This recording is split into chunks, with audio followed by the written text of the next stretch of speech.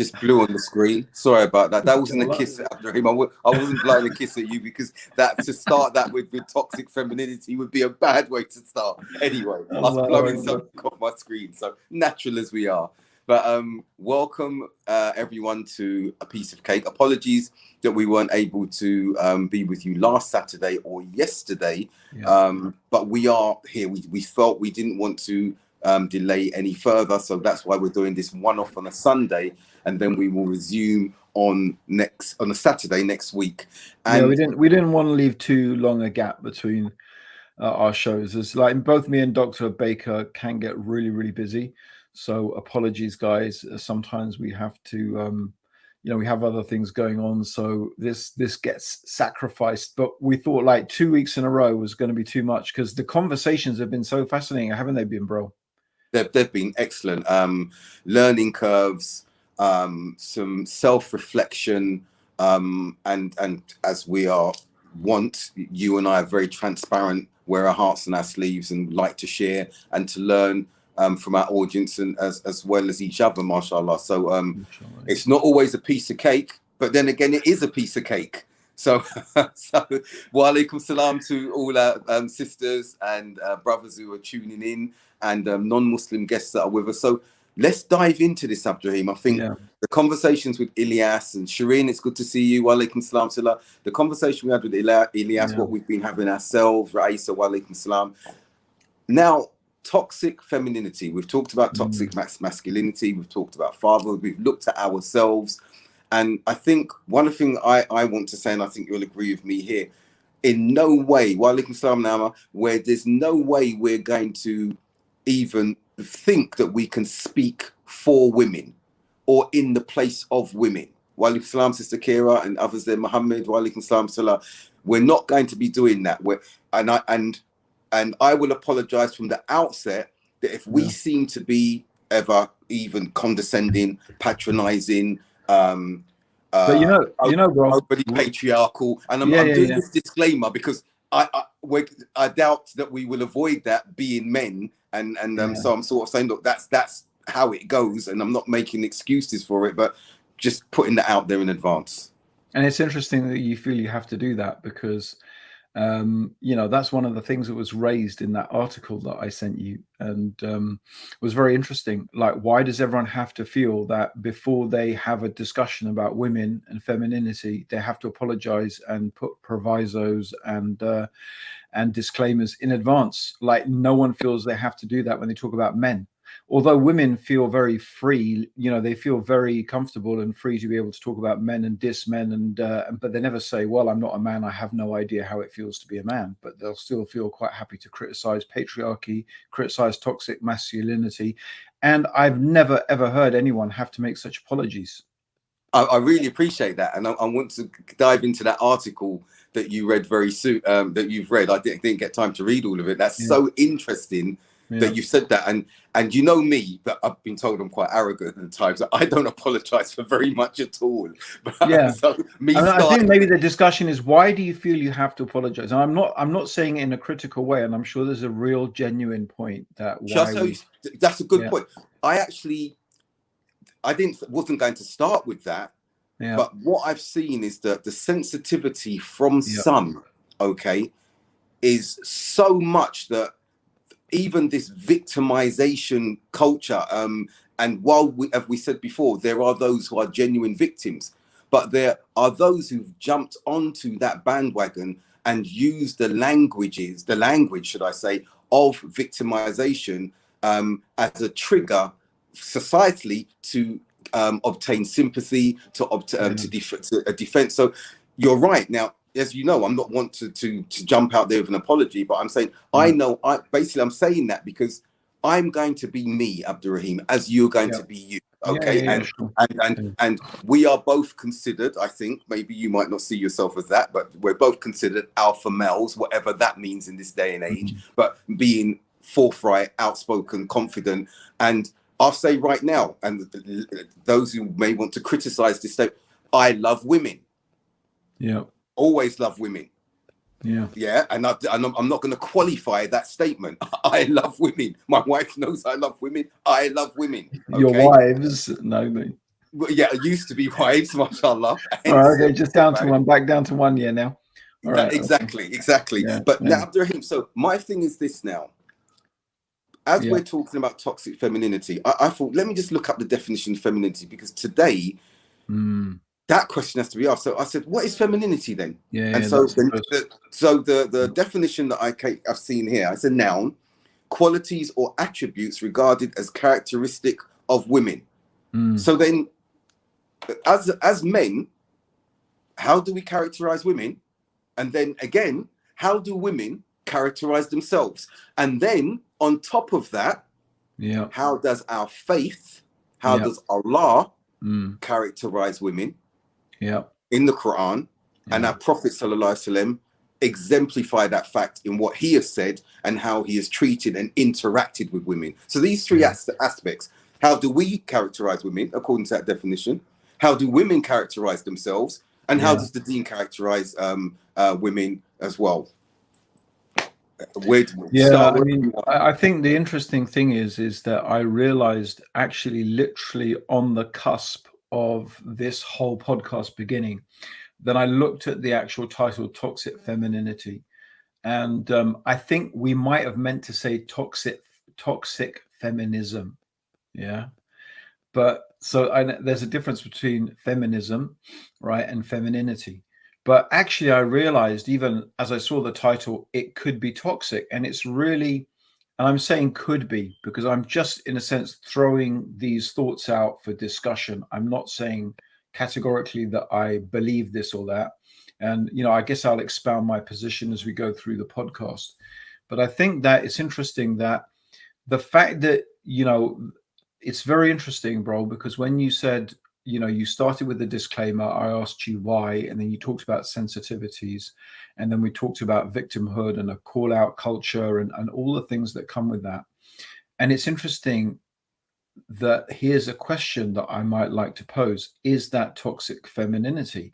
In the same way that toxic masculinity is taking some actually possibly definitely virtuous masculine qualities and then exaggerating them, decontextualizing them, right, taking them out of an ethical moral framework like Islam or any organized religion, right, and then in a sense exaggerating it, and then it turns from something that is clearly beautiful, beneficial, harmonious for humanity and nature into something that really becomes toxic and damaging to that individual, to women, to everybody in society. But couldn't we say exactly the same thing about feminism? If femininity, not feminism, but if femininity becomes enforced upon people, it becomes exaggerated, it gets taken out of a holistic framework of living, of a deen, a way of life like Islam with its clear moral guidelines and parameters. You take those attributes and then you start enforcing them upon everybody, men included. So what would the result of that be? Wouldn't it be equally toxic? Just as masculinity can Mm, be very, very toxic, femininity can be very, very toxic, right. because being too sensitive, right, being too gentle, being too fragile, right, and when you say femininity, often that's what we're talking about. We're talking about those type of very, very, actually can be very virtuous and good qualities. But if you apply them in society, you can actually begin to see how disastrous it can be. And you can begin to see it that if, for example, women begin to enforce upon their children, their men, especially the boys, feminine qualities, or those feminine qualities, I don't think that's going to serve them well. I don't think it's going to serve society well. And it's very interesting because I had a quick look through the sister whose article I sent you. I had a quick flick through her Facebook page and read another one of her articles. And that's exactly the point that she was discussing, that how her protective motherly side was so anxious when her husband was telling their boys to climb a particular metal pole in a playground, and she was thinking they're going to fall, they're going to break their heads, they're going to this and that. And the dad was saying, no, they'll be fine. And the boys were saying, yeah, we're going to be fine. And then she watched them for the next half an hour having this amazing competition as that, literally they bit by bit found their way up this pole until eventually one of the boys, managed to get to the top. And she was just thought it couldn't be done, right? No one got hurt. But it's nothing wrong with having that, motherly caring side. But then that's the dad. He's going to push them. He's going to, he's going to push them to their limits. That's the sort of thing that he's going to do. But what happens when in society that feminine side becomes too dominant? And then you live in a culture of, that so much health and safety that actually children don't grow, children don't flourish, people become, I don't know. I mean, these are just my suggestions. These are possibilities. I don't know enough about the subject, to be honest, right? And I have my own feelings about the whole subject, but I think that may be, bro, the difference between femininity and then there's the whole thing of feminism, right? Toxic feminism, which I think feminism, which is a whole different ball game, which is also the article we talked about, sexual liberation, women thinking they can have it all. You don't need families, you don't need to have kids are a waste of time, just go out there, earn money, become a consumer like everybody else. And that's basically what the whole article was about, is that it's a big lie. Women have been lied to. This whole Sex in the City culture, the whole cosmopolitan culture, the magazine Cosmopolitan pushing out this agenda. It's a disastrous agenda. It has been for many women. And she mentioned, I don't remember, a couple of books written by these literally prophets of this women's sexual revolution and liberation movement, right? And who have actually just really regretted it and literally repented, and wrote books to say what a flipping disaster it was for them personally. Now, I don't know, I have a lot more to say on it, but what are your feelings about what I've said so far? No, I think it's really insightful what you've mentioned, and the dichotomy between feminism and femininity, and what you're saying about when you distort what the understanding and perceptions of feminism are in society, forcing it upon people, it becomes toxic. And I agree, there is a flip side to toxic masculinity, and it has to be toxic femininity.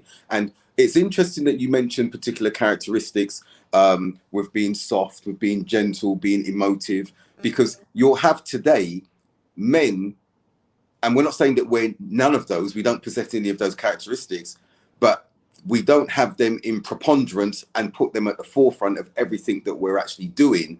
That shouldn't be the psychological makeup of the man in the first instance. Yeah. But today in society, it is promoted. And it's also something which we see women having a preference for, some women having a preference for, that the men have that emotive femininity akin to them, so they can identify and relate to those men. And the more men you see bringing that out and behaving in that way, the more you see a polarization and a malignment, I would say, of balanced masculinity, which is then shifted, forced into that umbrella of toxic masculinity, because it doesn't equate to that perception of this very soft, malleable, emotive, feminine man. And you've actually got or effeminate man, and you've actually got men today claiming I'm a feminist, and I'll be honest, I don't get that. I don't subscribe to that. I think the thing is, bro, that let's not have another talk about masculinity. Yeah, no, I'm saying the thing is bigger. But you're right. But I'm saying this is talking about feminism, because you've got men saying they're feminists and aligning themselves with femininity, and I'm saying to myself, hold on a minute. Okay, because I don't hear women saying they are masculine and subscribing to masculinity, except a particular type of woman, of course. So my thing is, now we need to. But I think the obscurity, the blurring of the lines, as one of the sisters highlighted, that blurring of the lines is because of an absence of deen and guidance, because Islam clearly provides that demarcation. But before we dive into the religious aspects of it, first and foremost, remember we said from our perspective, what is femininity? And then from a sister or woman's perspective, what is femininity? And if are they the same? Do we understand them the same? So, for example, some sisters are there. What is the characteristics Well, of women? Octavia's saying they're different. She says they're two different things, femininity. And I think there was Nilifer said something very interesting. I don't think she's proposing, saying that this is what she believes, yeah. But she says, I'm not going to allow my daughters to ever marry. I'm so disgusted that there are no loyal men. It's not worth it. World's going to end soon anyway. Yeah, and Good again in vibes. Good vibes. the article that I sent you, right? I hope Nilifer doesn't really believe that stuff. I hope she means it as in that's what some of these Tongue in people are cheek. saying. But Inshallah. in the article, basically, it was the same thing. They were saying that, you know, women, like, I don't need men. I have a job. I can just have sex with whoever I want. You know, like, and I suppose I don't have an argument why women shouldn't be able to do that if men can do it, right? I mean, at the end of the day, like, I can understand in the context. You see, here's the context. I think we have to put it all in context, bro. And the context of all of this discussion is that there's no doubt that historically women have really had a raw end of the deal. And Right. I think you can almost impossible to deny that, right? And that I guess the women, this, I think the problem is that some really good and important things have been co-opted by a different agenda, and this is what happens. Like, for example, racism is something that really needs to be dealt with. It's disgusting. It has, like, it's ridiculous. Yeah, there's like, but the problem is when something like racism gets co-opted by, for example, another agenda to do with sexuality, right? Now, the discussion here is not about whether in this instance those people have the same rights or whatever. No, it's like they're two different issues.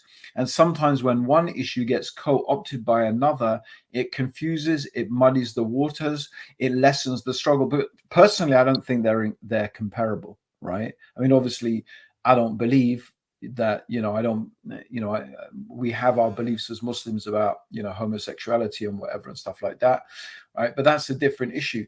The point being here is that whatever it is, can we really compare it to racism? Is it really on the same level? Is it really even in the same, you know, realm of urgency and reality in terms of the world and its importance of dealing with it? We haven't even begun to deal with racism, right? Really, we Okay. haven't even begun to deal with it. Why are we dealing with, let alone then what we do is we we co-opt that racism struggle, right? In order, and I think this is a part of the problem with all of these struggles. Some really important and good things happen because we lived in a society where women had no rights. Like, it's so ironic that they talk about the lack of women's rights in Islam. Oh, Islam oppresses. We always hear it. Yeah, it's the classic white savior complex. I notice how white people, they want to look at everyone except themselves, right? It's really interesting. Like I said, I have my brother who's a great guy, but, you know, he was, oh, China, China, China, China this, China that. And I said, yeah, those things are bad, but are we really any better? Like, why we always have to look at China? How about all the rubbish that's going on right here under our noses? How about all the corruption that's happening right here in our doorstep? Why are we always looking somewhere else to blame somebody else? Anyway, bro, I'm getting diverted. But the point being that I'm trying to make, to go back to what Nilifer was saying, you know, I hope that she, you know, I hope she means it in the sense that that's what people are saying. She's not really saying that she's never going to get her daughter married because there's no loyal men out there. You know, but that's the problem, right? It's that whole attitude. And obviously it stems from something real, Abdul, bro, doesn't it? I mean, there I is think a real problem, you know, of not patriarchy necessarily in general, but I think historically, bro, we can really not deny it, right? Women have had a hard time, and often these things come out of that. What do you think of that? absolutely no. That's a really good point. I'm glad you've highlighted that. And not only have they had a hard time, we continue to see the disparities, even in the West, where they're lauding women's rights and everything like that. And we see a lot of sexism taking place in the 21st century. So they've had that hard time, but then do we go to an extreme? Do we swing to the other end of the pendulum with what we're seeing taking place with this toxic femininity? And going back to the beginning, where do you think it's gone too far, Abdul, bro? What are some real examples of where you think the pendulum has swung too far in the wrong direction? I mean, like specific examples. We can talk generally all day, but like, what do you think the specific malaise is, in your opinion? Well, the gender roles have been obscured to such an extent that we're seeing a breakdown of the family unit. Okay, so when you say gender roles, bro, sorry, bro, I'm just gonna keep pinning you down here. No, please. When please, when you say gender roles, can you just be a little bit more specific? Okay, because let's look. When we look society, let's go back to. We're talking about the UK now. Let's go back to the 50s, and this was considered a great time in society, post-World War building, and we saw in those times the gender roles of the man being the breadwinner, as that term comes from the West, the breadwomen, the women being the house builders in that sense. Now, even me bringing those terms now, you will have those who are feminist, who are advocates of femininity. Okay, bro, can I just pause you there, bro? Sorry. Can I finish that statement though? Saying that this is a these are statements, and these are phraseology that shouldn't even be used and applied to these genders, because where we are today, post 1960s sexual revolution, and where we are today in 2021. I just want to sort of extract stuff from you. I mean, it's for the sake of myself, for everybody, who's listening. It's just like I want to. So okay, so you're basically saying that gender roles, I mean, and I'm not saying you necessarily have to ascribe to these things as a belief system. I'm just like, it's for the sake of conversation and thinking, right? Please go ahead. Yes. So what I'm saying is that you would say that gender roles really revolve around men being maintainers, the ones who go out, they find the provision, they earn the money, they pay the rent, they look after the financial matters. Essentially, they go out, the equivalent, I guess, of hunting and bringing home the meat, right? Okay, that's what the men are supposed to do, and I suppose they're supposed to be protectors as well, right? In some way, sense, they're the protectors of the women. Whereas women, you would say, and this is when we talk about gender roles, women have that task of essentially being mothers, homekeepers, child bearers, and child educators, nation educators. We're not saying in any way to belittle either role, right? We're just saying that these are the traditional gender roles, and they pretty much have been for most of what we know, human history. Would that be correct, do you think? On the last part, but I want to add to that. Because with the woman having those roles, clearly those defined roles, they can also be and have also been business women, entrepreneurs, leaders. That's not minimizing that particular. They've been able. So it's a question of emphasis rather than, it's not an exclusive role, but it's a role that is emphasized. Absolutely. We've got sisters here. Some of these engaged highlights, some who are lawyers, who are business women, who are entrepreneurs, and there's absolutely nothing wrong with that. Okay, there are some sisters and some women, non-Muslim women, who are earning the finances. Their husband may be working, and they may be earning more than their husbands. Okay, that there's nothing wrong with that whatsoever. What the point is now is that when roles are being reversed, they're driven to be reversed. Okay, that there should not be that division. Why not? Why do you think it's a problem, bro? Why do you think it's a problem for the roles to be reversed? When you say it should not be, which is fine, but why? What are the reasons? What are the compelling arguments? Let's look. Okay, good. Let's look at some of the psychological problems that have emanated from this. Because when you take something out of its natural construct, you're talking about context and its natural context, for example, then you have distortions. When you have distortions, we have problems. So let's give an example. When you've got as you said, it's a matter of prioritizing particular context. So you've got the woman who's the traditional home builder, raising the children, all of these, and she's got her business, she's got her own interest, she's got her own Yeah. wealth and her pursuits there. And then you say, no, minimize, forget about those more natural instincts that you have been that you've been created on and have Yeah. the ability for, and pursue your the Your career, entrepreneurial your spirit yeah. in the same way as men. Continue to do that, okay? Mm.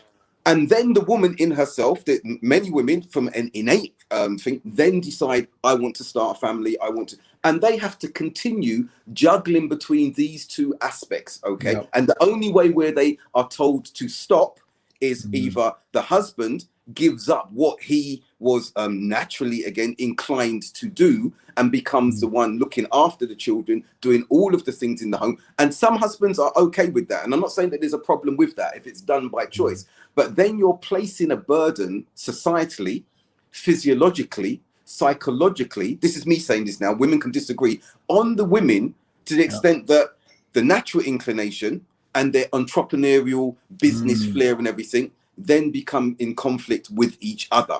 So that's where I would say, or I would ask, Yeah. is that Yeah. fair for everyone, the male and the female? Mm. And I think the thing is, look, if we're going to be, if we just, if we just stepped aside from all our emotions and we looked at this as rationally as possible, and not, let's not be emotional about it. Mm, Let's be as rational as we can about it. And whether we use, to be honest, it's quite interesting that sometimes it doesn't matter whether you use the language of science or you use religious moral principles when it comes to some of these things. So when you say natural, like, obviously for you and me, we would say that's the way Allah has created, or God has created men and women with differences. We are different. Obviously we're human beings. We both have souls. We both have free will, but we have some, biological, physiological, biochemical, mental, psychological differences, major differences. To the extent that there's that famous book, Men are from Mars and Women are from Venus. It's almost right, like sometimes we seem to be we're on different planets. That's how different men and women can be. right. These are things that pretty much everybody recognizes. And it has to be like that. Like, how can you, if you believe in evolution, for example, right? Or if you somehow have reconciled, believing in Allah and believing in revolution is irrelevant here. The point being, it's the same thing. That that for what, 3 million years? I don't know how people believe human beings have been around, or whatever, long time. Yeah, Homo sapiens, right? We have evolved along a certain pathway, right? Surely everyone can recognize that, like, for example, a woman has been designed to give birth.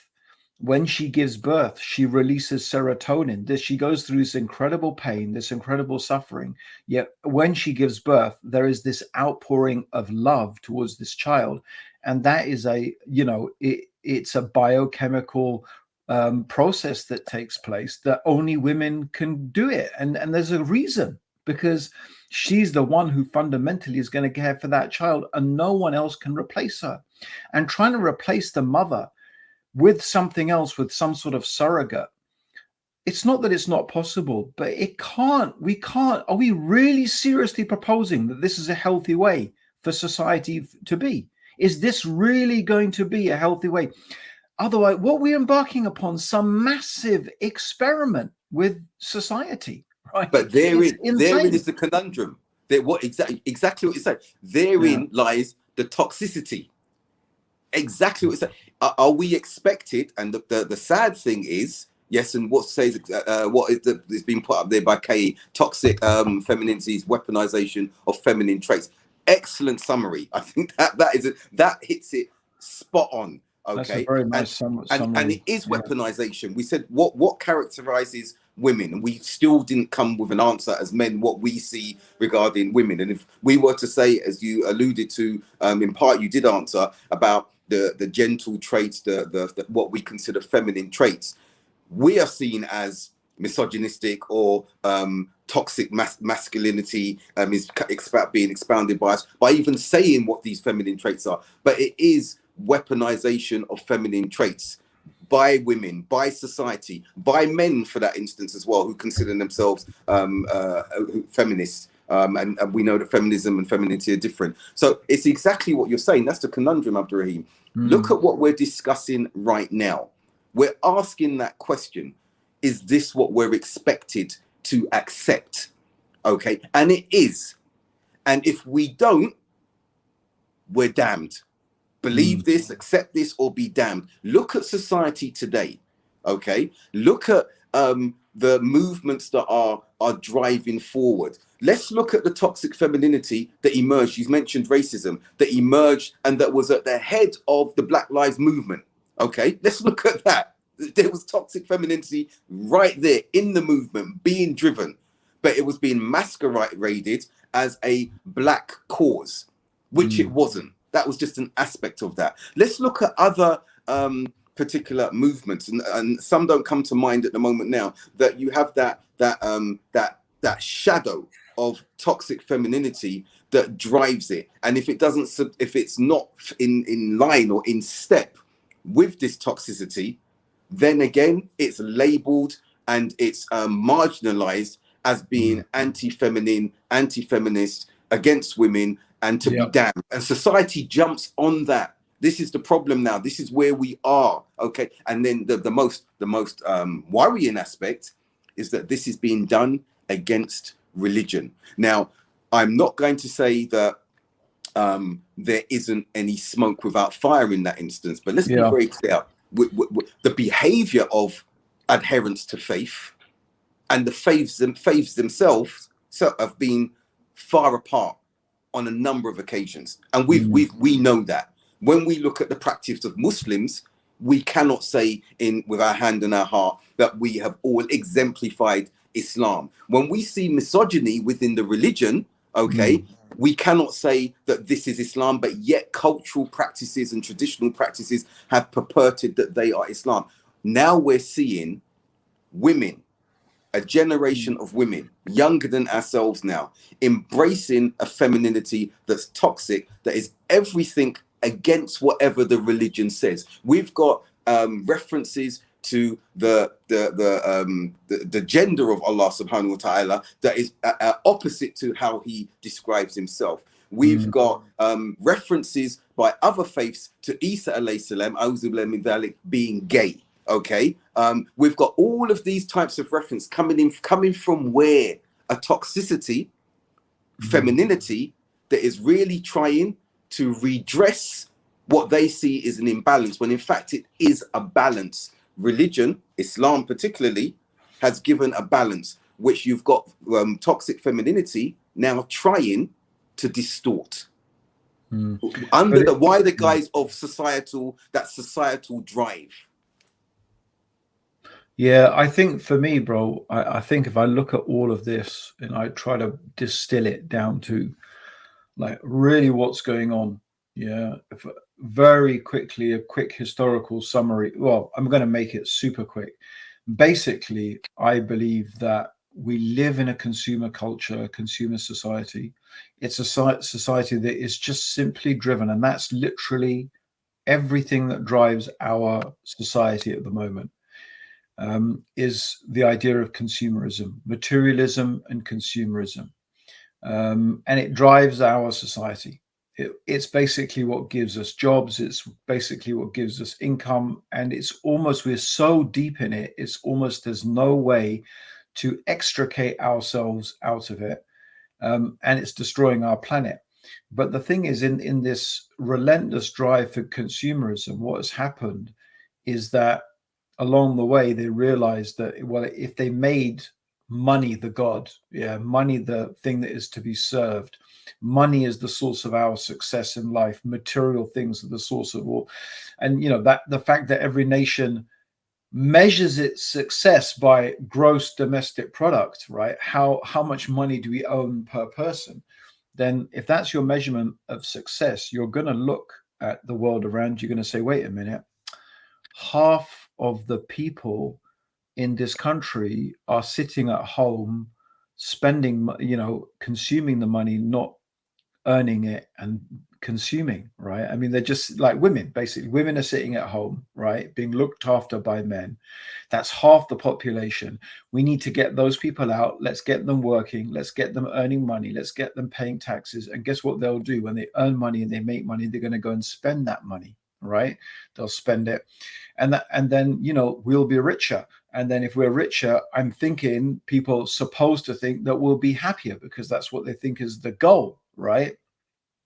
And so what really happened is then everything is really now an attempt to rationalize this process and drive this process. That's what I think it is.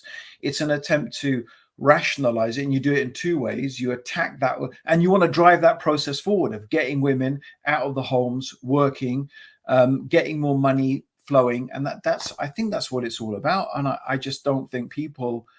There's not a plan.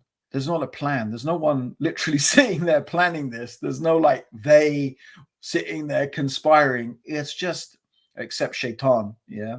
But you say that, it's just happened like that, bro. It's just happening like that. And of course, people have jumped. Yeah. Anyway, sorry, go on, bro. No, you're right to an extent, but there has been planning. If you go back to some of the conventions that UN conventions that convened in Egypt, I think it was in the 70s, and some in Cairo. And I remember reading many years ago, and they had these conventions to say how to get the women of the Muslim societies out to work to reduce childbirth and empower them to get into the workforce. And they targeted the Muslim countries and the African countries at the time. Okay, within the West, within our Western society, it's a lot more subtle now than it was post World War II, because the women had to come out and work. Loss of life, loss of manpower, men, because the many lives lost in the war and everything. But that is something that was there as a drive. Now I'm going to share something that I found quite alarming. I'm not going to go into too much detail because it was confidential at the time. But I was asked to come to a meeting to discuss with someone very senior in European leader for a European think tank. And they were wondering how they could speak to some leaders in the Middle East and advise them about messages of the Sunnah that were being expounded in societies like Benin, Niger, because women were being encouraged through dawah to have many children. Okay. And they saw this. Abdurraheem, listen to me carefully. I had to have this meeting. I flew over to the UK, had this meeting about 3 years ago, and they were saying that this was an extremist dawah because the African countries in question were living very low below the poverty line, and for them to be this message that was coming from Wahhabi Islam to be preaching to have many children would only end up making these women, these families produce children who were under the poverty line, who would then grow up to resent their environment and become radicalized. So the message of having more children was a radical one, and they wanted to know, is there a counter narrative of dawah that they could speak with these leaders in the Middle East about, to say, stop your messages and the preaching of this particular narrative of go forth and multiply, as it were. This was 3 years ago, and I sat there listening to the request. Is there any way we can advise? And I was in shock. Obviously, my response to them was, this is Islam. This is what is the dawah. You cannot equate this with that. And this is something that all Muslims believe. And if you look across the Muslim world, you would be seeing a growth in childbirth and everything like that. And that's something that's prophetically spoken about, with being the most multitudinous on the Day of Judgment as an ummah. So what I'm saying is, there is a plan. There is a drive. It is current as well. The sad thing when we look at it is that we have Muslim women subscribing to this toxicity. And as we said, we hope Nilofa didn't mean what she was saying, but there are those who are upon that narrative. Everything, and they've had bad experiences with men, Muslim men. Some of us we know can be very, very negative and have done, and we've not been ideal husbands, fathers, whatever you want to say in that instance. Hold our hands up for that. But then for that to translate into a toxic femininity against everything Muslim male is destructive, even more destructive than maybe the experiences that some of our sisters have experienced in isolation. And I'm not minimizing those experiences, but when you join that narrative of toxic femininity, it affects your children. I know, and I've seen young men being emasculated by their mothers, okay? Being emasculated by their mothers.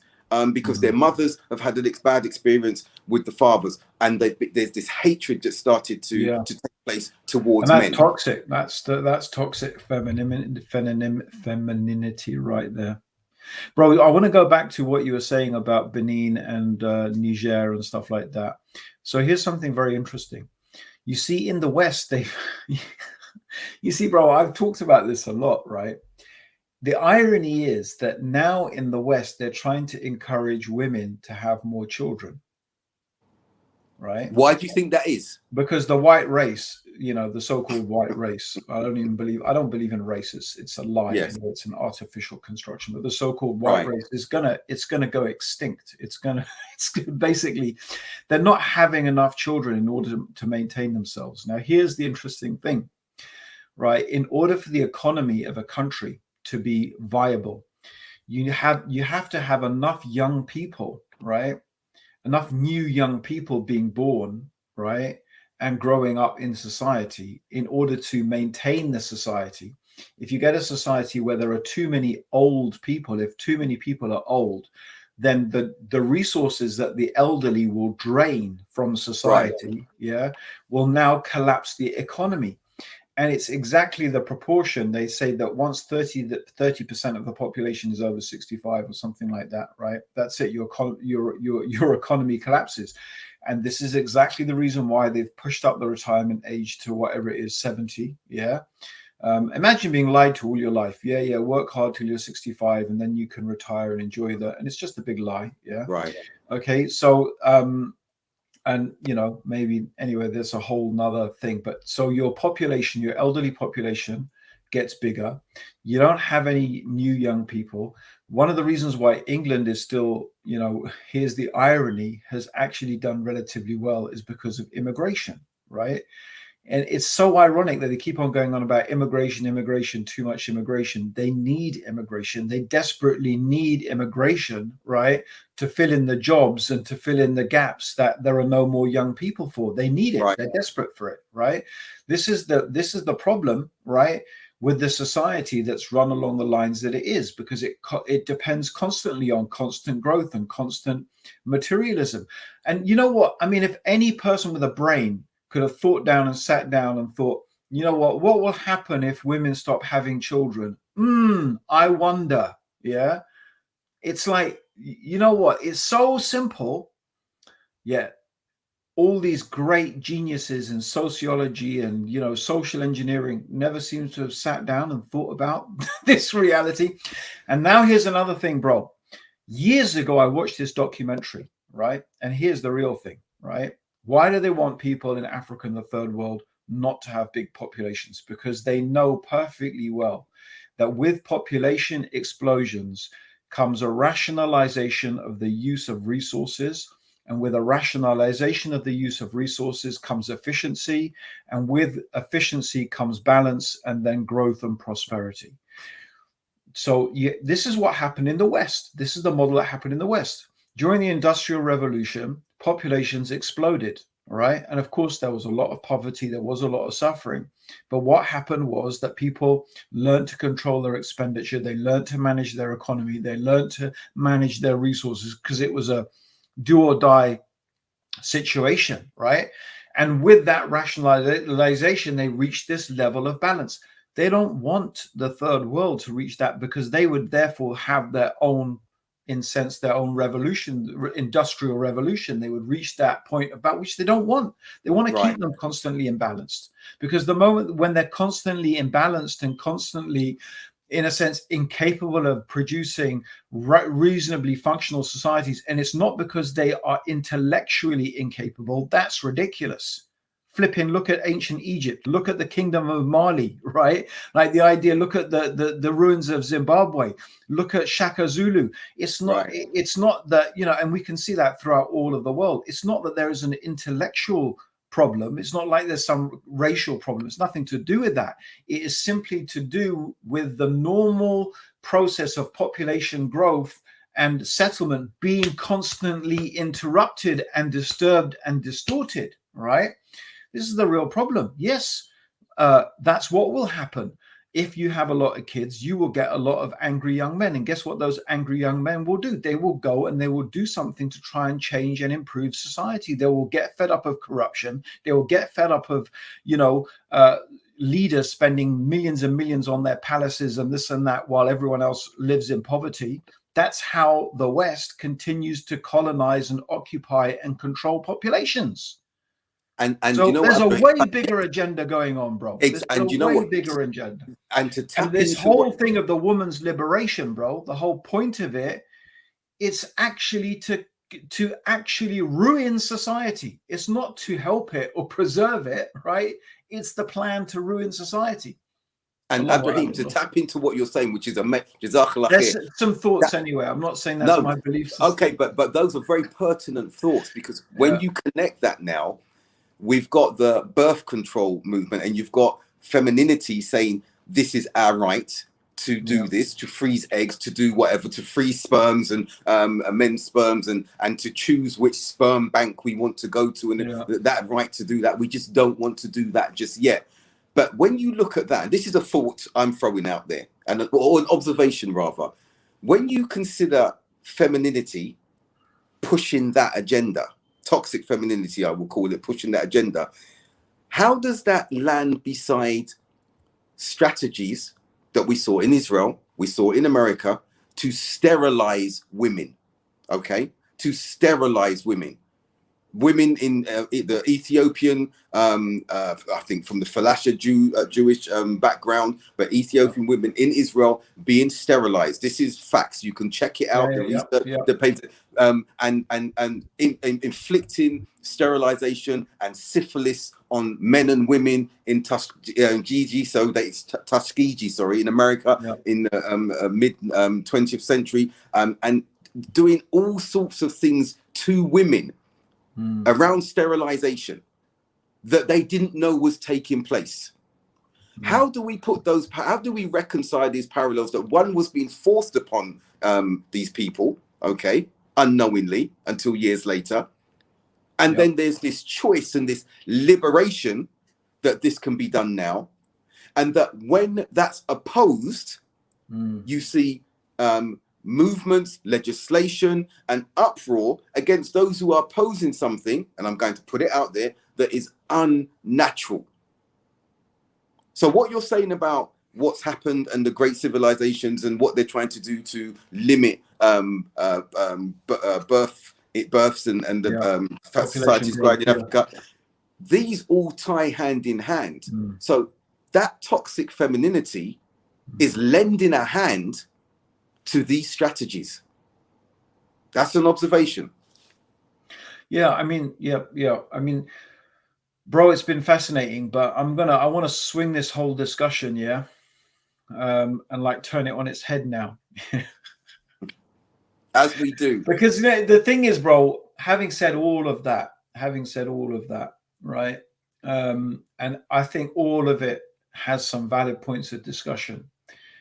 I've gone through a sort of journey myself, right? I've gone through a sort of journey myself. And I'm going to be, I'm going to be very frank. There was a time in my life when I pushed a very, very hard line. I don't even know. I don't know what is the right terms to use. But basically my ideas about women in Islam were that they should basically stay at home. They should never go out of the house unless they absolutely have to. Right. They couldn't go to university. They definitely couldn't get jobs. None of that type of stuff. Niqab, definitely everyone had to wear niqab, right? It really was an idea that woman was essentially subservient to man. And in some ways, I felt that was justified by, yeah, I did. I felt that was justified by what the religion was teaching. Um, and I think that some of those things are not entirely untrue. And that doesn't mean I still believe the religion is absolutely true, by the way, right? However, there's a few chinks that started to appear, right? Some of them were, there were certain hadith that I came across, right?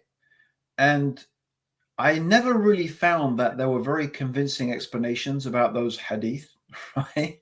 And that it seemed to me that actually the situation of women was a little bit more chilled than we, imagined it to be. Yeah, that's the first thing, right? Clearly, women went to the marketplace. Clearly, women, went out for. They attended the battlefields. They accompanied their husbands on whatever. They used to go out to dinner. Aisha used to go out to people's house for dinner. She was invited by Jews and Christians. She would go there, right? Without the Prophet, she would go.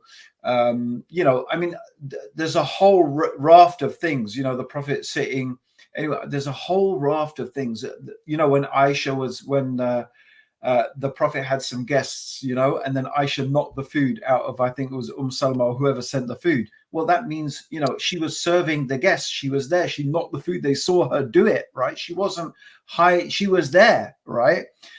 So there are just some of these things that I thought, well, this is what I can see from the hadith, but this is not what I'm being told. I'm being told something else. I'm being painted a picture that is not really the same picture as what I'm seeing clearly from. So this is all partly what got me thinking. It's not completely different, but it's different enough.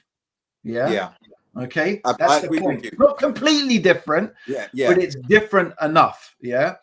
And then I guess the other thing, bro, is just having daughters, and seeing them grow up. And I do think there is one argument, and it's interesting because the same article I sent to you, I sent to my daughters. Only one daughter, she replied in a form of, like discussion. Yeah. And that was that, yes, this sister had some really good points and she had the right to make those points, but is it really that simple? And that's the question, bro, because let's go back to the reality of everybody's lives in the West. Yeah. Because we can talk theoretically all we like, but isn't the reality, bro, that very often both the men and women do have to work? Yes. Just in order to pay the bills, yes, you're right? And that's why I come back to what I was saying when I said to you about when you said, okay, what do you mean? And I said, defining the roles. No, you did. You very well. You defined it very well. And I think that, and you're right. Yeah. I've heard brothers, and we know it's difficult to survive without our partners working. And often some of them are more qualified and bringing in more finances. And there's no issue with that at all. Any man who has an issue with that shows he's got an insecurity and inferiority complex. But coming back to what you're saying about, bro, let me ask you: don't you want your daughters to be educated, bro? Don't you Abdurraheem, want my daughters to be are capable, to be to be able, not because for any other reason than we should empower everyone as a human being, right? Like, yes, Abdurraheem, I'm totally with all of my daughters know. Okay, and I've even explained this to them. I'll go this far. When because they were seeing in society, in Muslim societies or amongst the communities we're in the UK initially before we moved out, that they felt wearing the hijab was because of how men were. And I told them, no way. I said, I want you to be looking at wearing the hijab in obedience to Allah, and it's from Allah. Do not equate it to men, okay? See what Allah says in Surah Ahzab, so that you may be seen as believing women.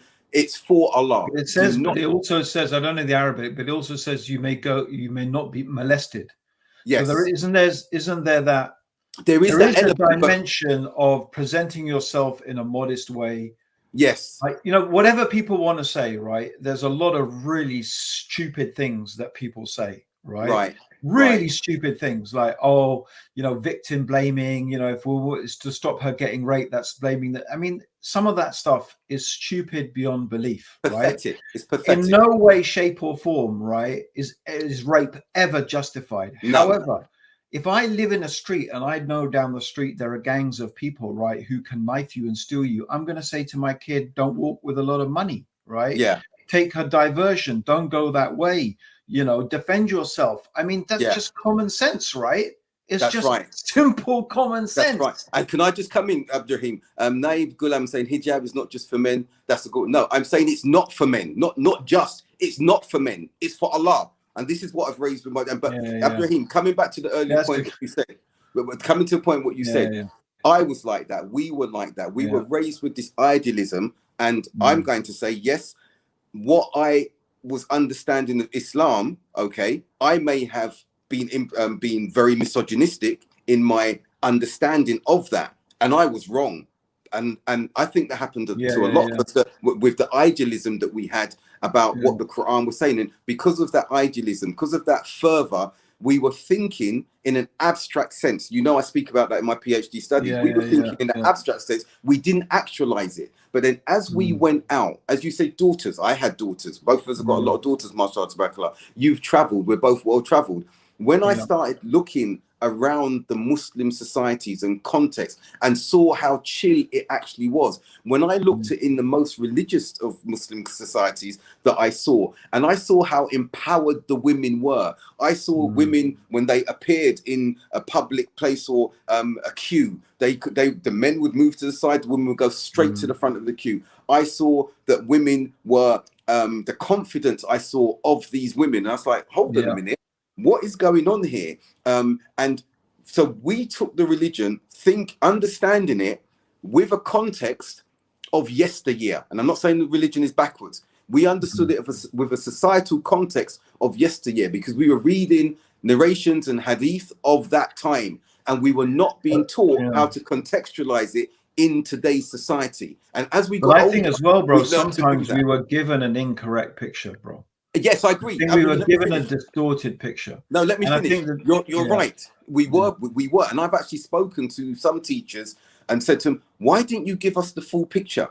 Why didn't you give us the full picture? Because we were only given an aspect, and that's a distortion in itself." Yeah. So, as you know, as I've said, as we grow, when we move to the adult phase, as I was saying, the 4 phases that I developed and everything, then we saw, hold on, we're actualizing the religion a lot more. We're actualizing the understanding of Islam as it relates to us, as it relates to women. So, and Abdurraheem, what I want to come to on this point here is one of the things I say that I have an obscurity to now, okay, or with now, is you and I know about chivalry. Okay, you and I know even before we became Muslims. Okay, I know about opening the door. I still do it for my wife now. Okay, I open the car door for her when I'm going out with a female relative or with my wife or my daughters and everything. Or they say there's a business dinner and you've got even the women, non-Muslims, and they're sitting over there. So I don't feel obliged, but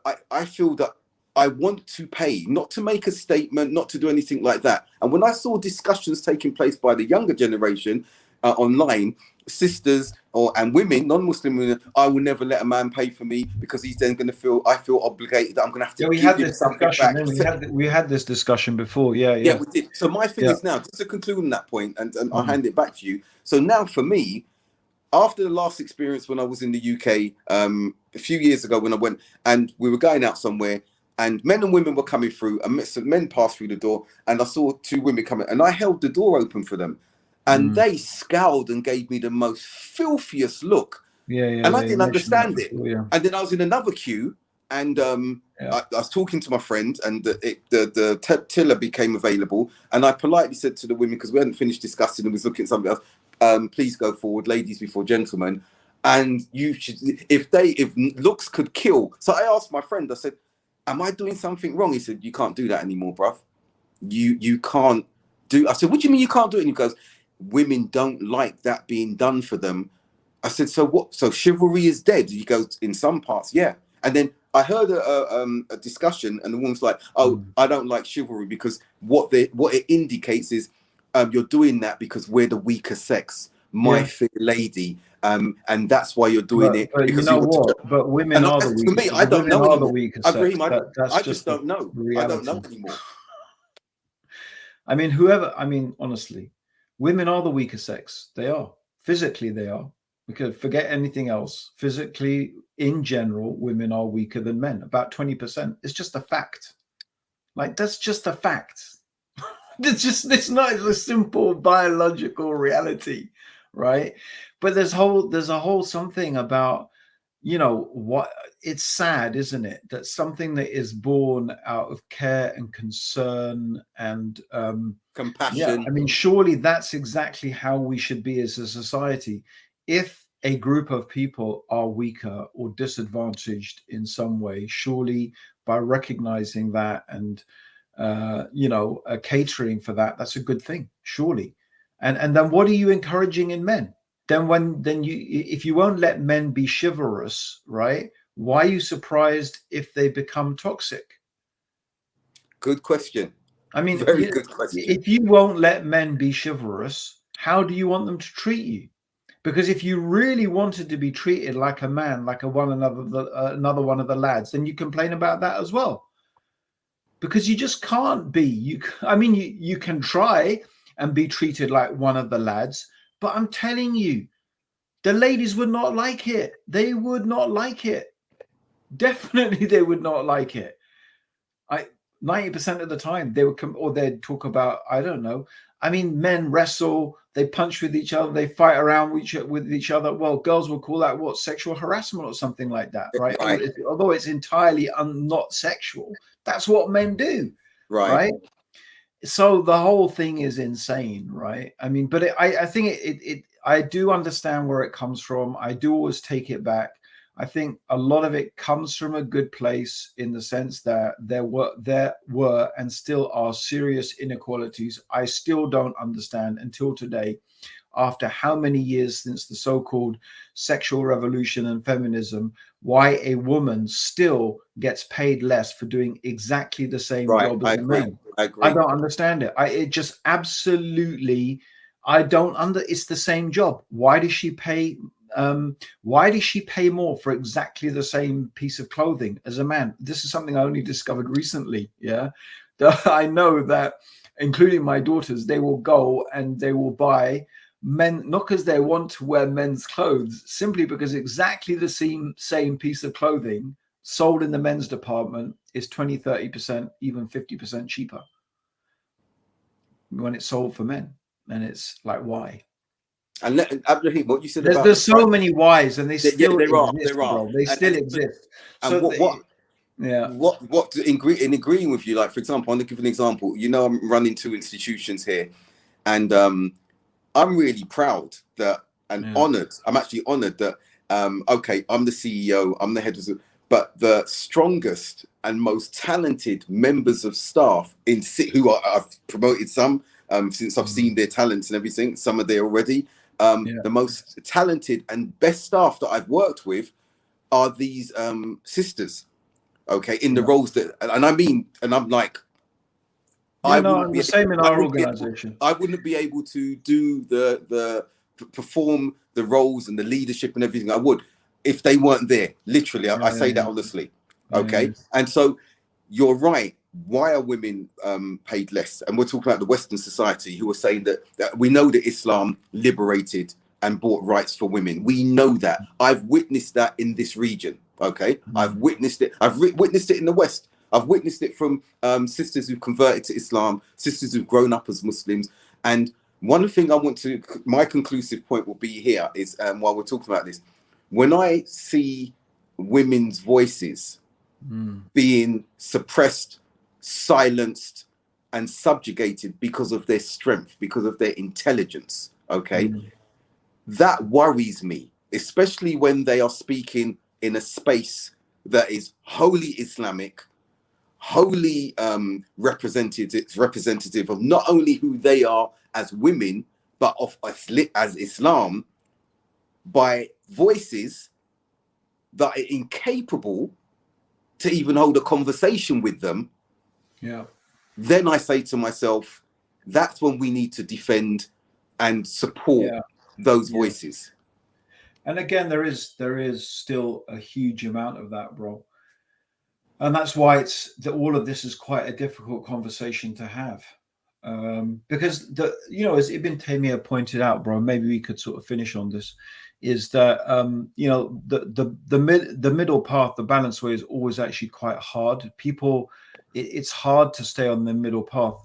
People always naturally gravitate to extremes, Right. and the loudest voices are often the ones that people gravitate towards, and naturally the loudest voices are often the extreme ones. Right. So, treading that middle way is really, really difficult, and it's really, really challenging. And that's what you can see, like this big struggle.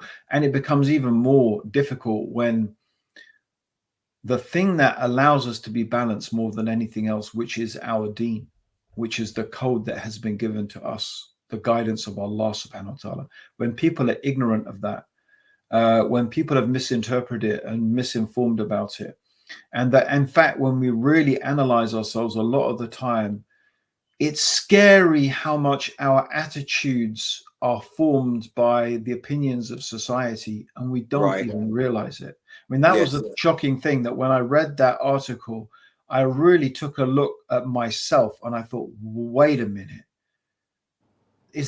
am I like that as well? Do I think these things because of that? And I thought, you know what, maybe I do. It's subconsciously, right?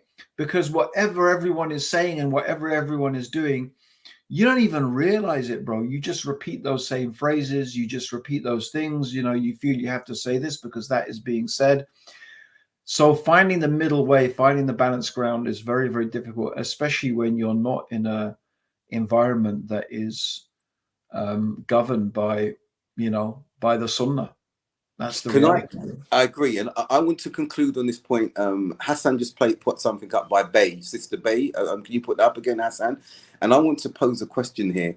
And men do feel threatened by intelligent women. Where I'm living in this region, Abdurraheem, the qualified women, and this is a fact, you can check it, are finding it difficult to marry. And when a survey was done amongst the men, they said they did not want an educated woman. Okay, they felt threatened. But my question is this now: with such men, are we, not saying you and I like that, are men perpetuating or catalyzing that drive towards toxic femininity? Because the intelligent women, seeing how men use their privilege societally to suppress such women, inadvertently drives them to a toxicity where they then are polarized because they are not the desired choice from men, and they become toxic,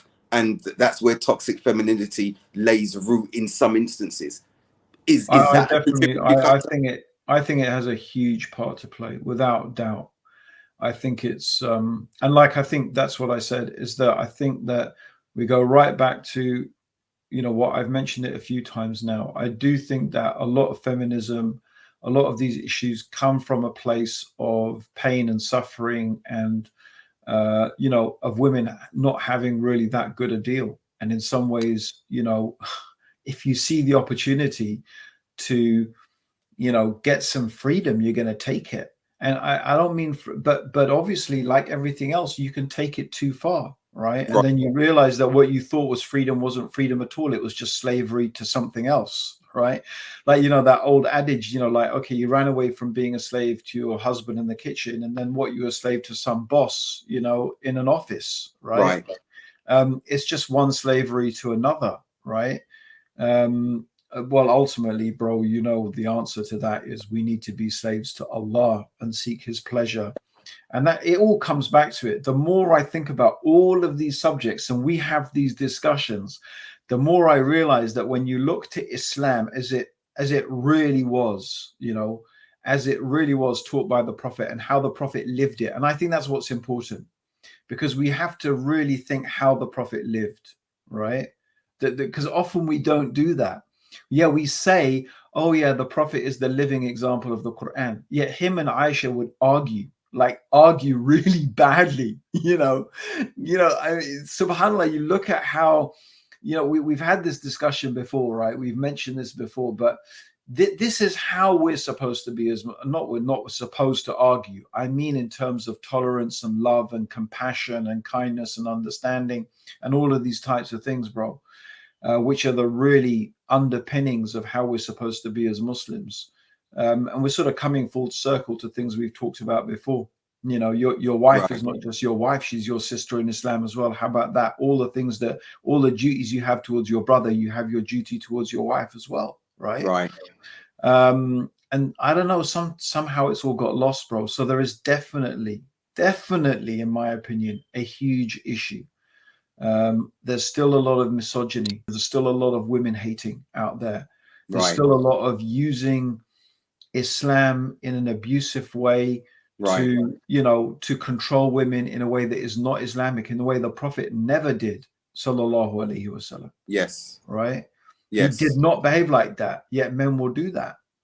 And they will use the religion to justify it. And that's a problem, women shouldn't support that as well, because there are women who support that misogyny as though, and they then enforce it upon their daughters as though it's the norm. And then we have the FGM culture, which is abhorrent, and it's got nothing to do with the deen. We've got forced marriage, and the women who are supporting that and the men who are implementing that are, it's got nothing to do with the religion, and they need to be spoken out against all the time, and they need to be stood against all the time. And this is for those sisters who feel that they're in that femininity mode and stance and toxic in that instance.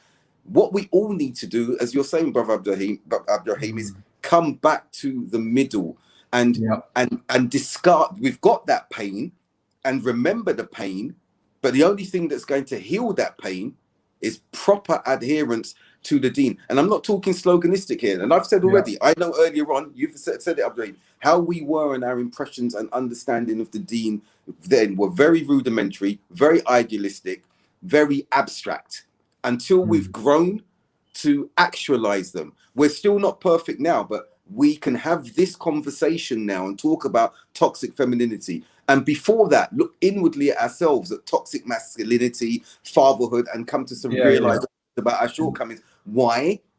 Because we have looked at the things that have shaped us, the misunderstandings we've had, and we've been sincere to adhering to the deen, even though there are aspects of it that we might find difficult and painful to do. So I would say that anyone who is defending toxic femininity, okay, in the way that it's being pushed society, in the way it's being pushed in the deen, they need to step back, check themselves, move that pain to the side, and don't let that obfuscate what we should be really seeking out and bettering ourselves. And then at the end, ultimately, those around us in society, inshallah. Jazakallah khair, bro. And look, the end of the day, life is a test. That's it. Life is a test to see how we're going to behave. And doing what is the right thing and what is pleasing to Allah is not always going to be easy. That's the reality. And it comes to anything, right? Whether it's obeying your parents, gender roles, all of these type of things. We always have to remember, bro, that, you know, we have alhamdulillah, a higher purpose. I just want to say, bro, jazakallah khair to everybody for your, I've been trying to read some of the comments. They've been amazing. I think some of, like, literally, there's so many of these comments. We could have had a discussion about some of these comments. Like, I honestly think we could be here for another 3 hours just going through some of these comments and raising them as points of discussion. It's been, you know, bro, it's been fantastic. And, you know, and also I retract for everything, bro, all your input. Again, it's been fascinating to listen to your input in this whole thing as well, bro. I had always as well, bro, mashallah, bro, great conversation, mashallah. And I've learned a lot from you today, Abdurraheem, and our brothers and sisters and non-Muslim guests who have contributed. And I'll do one thing, Abdurraheem. I retract my apology and disclaimer from the beginning. No, bro, it's fine, man. Honestly, good, do that. No, jazakallah khair, Abdurraheem, and to everyone. You have been watching and engaging and listening to a piece of cake with him over there, Abdurraheem Green, and that one over there, Abdul Haqq Baker. Until See you next next time. week. Yeah. Inshallah. Assalamu Inshallah. alaikum wa Salam rahmatullahi wa wa barakatuh. rahmatullahi wa barakatuh.